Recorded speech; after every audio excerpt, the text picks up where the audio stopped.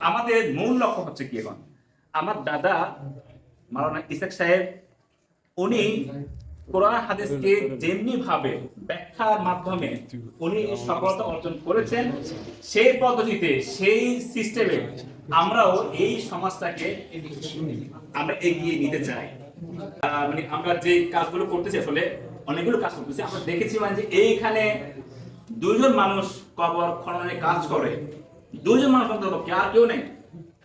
আমরা ফাউন্ডেশনের পক্ষ থেকে আলহামদুলিল্লাহ এবার থেকে 3 জনকে আমরা ঠিক করে দিয়েছি, যারা কি জানাশোনা, তারা ইসলামিক জ্ঞান সমৃদ্ধ, তারা শিখবে এবং কি পরবর্তীতে তারা সম্পূর্ণ রকম কবর খনন, গোসলকরণ এবং কি আমরা আপাতত দুস্থদের জন্য দাফন কাফনের সম্পূর্ণ ব্যবস্থা ফ্রিতে করে দিয়েছি। যারা কি আছেন আপনারা জাস্ট নক করলে আপনাদের কাছে আমাদের দাফন কাফনের সম্পূর্ণ জিনিস পৌঁছে যাবে আলহামদুলিল্লাহ। এর পরবর্তীতে আমরা সবার জন্য করবো ইনশাআল্লাহ, সবার জন্য ফ্রিতে আমরা ইনশাআল্লাহ এই দাফন কাফনের আয়োজন আমরা করবো ইনশাআল্লাহ। আমরা ইতিমধ্যে আপনারা জানেন যে মানে সুদের পরিমাণটা অত্যন্ত বেড়ে গিয়েছে। আমরা আপাতত অল্প সীমিত পরিসরে আমরা আসলে কর্মসংস্থানটা চালু করতে পেরেছি আলহামদুলিল্লাহ। এবং কি আমাদের এই প্রজেক্ট থেকে অলরেডি 5-6 জন অল্প পরিমাণে 15,000, 20,000, 30,000 টাকা নিয়ে তারা কাজে লাগিয়েছে, আমাদের সেই একই টাকায় দিয়েছে। আমরা ফর্ম ফিল আপ এমনি 1 টাকাও নিই না। 3 নাম্বার হচ্ছে যে আমাদের বাচ্চারা যারা আছে এখন আফটার মানে আপকামিং নেক্সট জেনারেশন যারা আসতেছে তাদের অবস্থাটা কি আপনারা সবাই জানেন কম বেশি। তারা কি করতেছে কি করতেছে না, বড়কে বড় মানেই না। আর এখন তো লোক কিছু না কিছু তো মানে, সামনেগুলো আরো মানবে না। এদের কিন্তু দায়িত্ব আমাদের সকাল আছে, রাষ্ট্রের যেমন আছে তার পাশাপাশি আমাদেরও আছে। আমরা তাদের দায়িত্ব নিতে চাই, তাদেরকে আমরা সচেতন করতে চাই, তাদেরকে আমরা মূল্যবোধ তৈরি করে দিতে চাই। এবং তাদের জন্য আমাদের এখানে আমরা প্রত্যেক বাচ্চার জন্য আমরা একটা করে অ্যাকাউন্ট তৈরি করতেছি, যে আমরা কিছু কাটিয়ে দিচ্ছি যে তাকে কেউ মারলে, কেউ তাকে গালে দিলে সে কোনো প্রতিবাদ করবে না, না করে সে আমাদের লোকজনকে সে জানাবে, তখন তার নামে 300 টাকা যোগ হবে। আবার যখন নাকি তার সমকক্ষ, তার মানে তার ফ্রেন্ড সার্কেল যারা কি বা তার সাথে যারা থাকে, তারা যদি নাকি তার সম্বন্ধে কোনো ব্যাড কমেন্টস করে, বিচার দেয় যে ভাই এই ভাই তো আমাকে গালি দিয়েছে, তাহলে তার নাম থেকে আবার 150 টাকা কাটা যাবে। 6 মাস পরে তার নামে কত হয়েছে, সে কত ভালো কাজ করেছে, তার নামে আমরা একটা অ্যামাউন্ট অ্যাড করব, সেই টাকা আমরা তাকে দিয়ে দিব। এইভাবে করে আমরা চিন্তা করতেছি যে আমাদের এই সমাজের বাচ্চা কাচ্চা যারা কি আছে আপকামিং যে নেক্সট জেনারেশন আছে তাদেরকে আমরা সচেতন করার চেষ্টা করব। আমরা এইখানে একটা লাইব্রেরি করার চেষ্টা করতেছি। সেই লাইব্রেরি করার জন্য অলরেডি আমাদের কাছে কিন্তু বিভিন্ন ভাবে প্রস্তাবনা আসতেছে, কেউ বই দিবে, কেউ র্যাক দিবে, এইভাবে।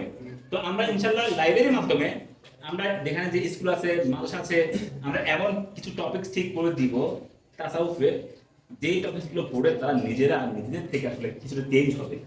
এমনকি আমরা চেঞ্জ করা লাগবে না, তারা চেঞ্জ হবে, অন্যদের তারা চেঞ্জ করবে। এমনকি যারা ফার্স্ট সেকেন্ড থার্ড আমরা তাদেরকে 20 থেকে 30,000 টাকা প্রাইজ দিব, কম টাকা প্রাইজ দিব না, কিন্তু তাদের কিছু কাজ লাগবে না আমাদের, আমরা সেটা বুঝছি। আমার তাদের একটা ইচ্ছা ছিল, সেটা হচ্ছে মানে যে একটা হ্যাবিট তৈরি করা। অলরেডি আছে যে একটা স্থায়ী জায়গা ইসাকিয়া হাফিজিয়া যে মাদ্রাসা আছে, দেখুন এটাকে আমরা সাথে একটা জায়গা কিনে, পার্মানেন্ট একটা জায়গা কিনে ইনশাআল্লাহ এই হেফজত খানাকে আজীবনের জন্য কিয়ামত পর্যন্ত আমরা জারি করার জন্য পদক্ষেপ নিয়েছি। আপনারা জেনে খুশি হবেন যে আমরা জাস্ট 1 সপ্তাহের ড্রাইভে আমার অ্যাকাউন্টে অলরেডি 3 লক্ষ টাকা এসে গিয়েছে। মাত্র 3 জন লোকে আমাকে 3 লক্ষ টাকা দিয়ে দিয়েছে। তাদের প্রত্যেকের কথা আমরা একটা মসজিদ করা, বিকজ মসজিদ আছে আমাদের সামনে। আমাদের পক্ষে সম্ভব না যে এখন একটা মাদ্রাসা তৈরি করা, বিকজ মাদ্রাসা আছে এখানে। আমার পক্ষে সম্ভব না যে একটা এতিমখানা তৈরি করা, বিকজ এতিমখানা এখানে আছে। তার মানে আমার ভুল লাগা, আমরা ইসলামের জন্য মন থেকে আবেগী হয়ে যে একটা কাজ করব, সেই সুযোগ আমার জন্য আপাতত স্টপ। আমাদের আলহামদুলিল্লাহ পূর্ববর্তী লোকজনেরা এই কাজগুলো করে দিয়েছেন। সুতরাং একটা জায়গা আছে শুধুমাত্র ফান্ড, শেষ মানে ওটা হচ্ছে ইসাকিয়া হেফজখানা। এই একটা জায়গাতে আপনারা ইচ্ছে করলে এখানে দান করতে পারেন। তবে আমরা আপনাদের কারো কাছ থেকে দানের জন্য বলতেছি না, দান নিচ্ছিও না। আমাদের দানের লোকগুলো অলমোস্ট হয়ে যাচ্ছে গা। এবং আপনার জন্য খুশি হবেন যে এখানে অনেকে লোক বলতেছে মানে যে ভাই আপনি বলছেন আমার কাছে খুব একটা টাকা নেই, অল্প পরিমাণ টাকা আছে, তবে আমি যদি নাকি এখন বাই চান্স স্লিপ করি হয়তো আমি এই প্রজেক্ট থেকে বাদ হয়ে যাবো গা, আমার যেটা আক্ষেপ থাকবে আমি কখনোই সেই আক্ষেপটা পূরণ করতে পারবো না। এই কারণে সে নিজেই প্রথম ব্যক্তি হিসেবে সে নিজেই যেখানে 1,50,000 টাকা সে আমার অ্যাকাউন্টে দিয়ে দিয়েছেন। ক্লিয়ার? আলহামদুলিল্লাহ। তো ইনশাআল্লাহ আমরা খুব শীঘ্রই ইসলাকিয়া হাফেজখানার জন্য আমরা একটা স্থায়ী জায়গা কিনবো ইনশাআল্লাহ। আপনাদের দয়া থাকবে, আপনাদের আর্থিকভাবে এই ফাউন্ডেশন 4 দিন কেন আমরা ইফতার পার্টি আয়োজন করতেছি, একদিন না কেন?